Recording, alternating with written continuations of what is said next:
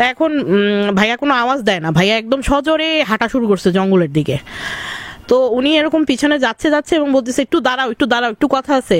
তো হঠাৎ করে সে দেখে কি মানে উপর থেকে মাথা থেকে নিচে তাকাইতে দেখে যে পা দুইটা পিছন দিক দিয়ে অধীর ভাই, এবং সে ওইখানেই একদম সেন্সলেস হয়ে যায় এবং ওকে 2 দিন পর ওই জঙ্গল থেকে পাওয়া যায়।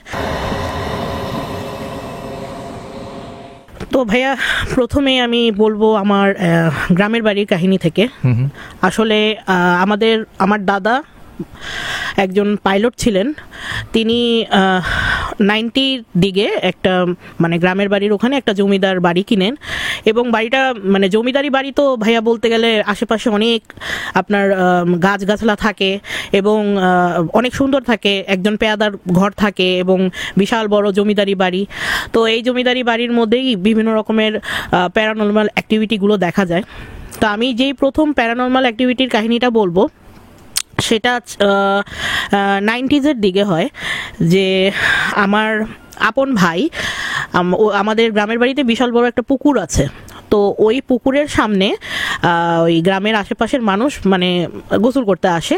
তো এরকম একটা লোক এরকম ওই পাশের অধীর ভাই এরকম গোসল করতে আসে, এবং সে রাত বলতে কি সন্ধ্যার একটু পর 7:30টার দিকে সে তার কাজ সেরে ওখানে গোসল করে তো পিছনের দিকে তাকিয়ে দেখে কি যে আমার আপন ভাই, আমার আপন চাচাতো ভাই এরকম রাস্তা দিয়ে ওই আমাদের ওই জমিদার ওই বাড়ি দিয়েই যাচ্ছে।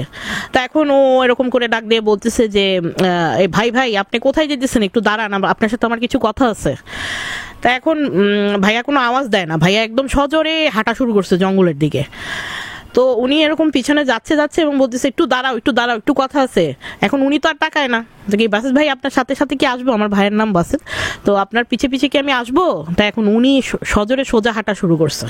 তা এখন উনিও ওর পিছে পিছে যাওয়া শুরু করছে। তা এখন দেখতেছে কি যে উনি বাসার দিকে না যায় আমার ভাই, উনি সোজা আর কি জঙ্গলের দিকে যাওয়া শুরু করছে। তখন তার মাথায় মানে খেললো যে ভাইয়া মানে এত 8টার দিক দিয়ে 7টার দিকে এই জঙ্গলের দিকে কেন যাচ্ছে। তো হঠাৎ করে সে দেখে কি মানে উপর থেকে মাথা থেকে নিচে তাকাইতে দেখে যে পা দুইটা পিছন দিক দিয়ে। তো ওইটা দেখে তো মানে ভাইয়া খুবই ভয় পেয়ে যায় অধীর ভাই, এবং সে ওইখানেই একদম সেন্সলেস হয়ে যায় এবং ওকে 2 দিন পর ওই জঙ্গল থেকে পাওয়া যায়। এবং যখন সে এই কাহিনীগুলো মানুষকে বলে তখন বলতেছে যে তুই এত রাতের বেলায় ওদিক দিয়ে যাওয়া শুরু করছো না।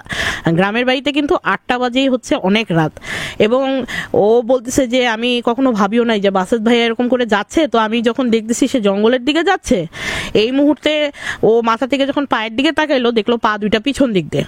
মানে মানুষের পা মানে বেসিক্যালি আমরা যখন সামনের দিকে তাকাই তখন আমাদের পা তো সামনের দিকে থাকবে, কিন্তু ওই পা দুইটা ছিল পিছনের দিকে, এবং সে এইটা দেখে খুবই ভয় পায় এবং তার হয়ে যায়। জাগো এফএম এর অ্যাপ এখন পাওয়া যাচ্ছে অ্যাপ স্টোর এবং প্লে স্টোরে।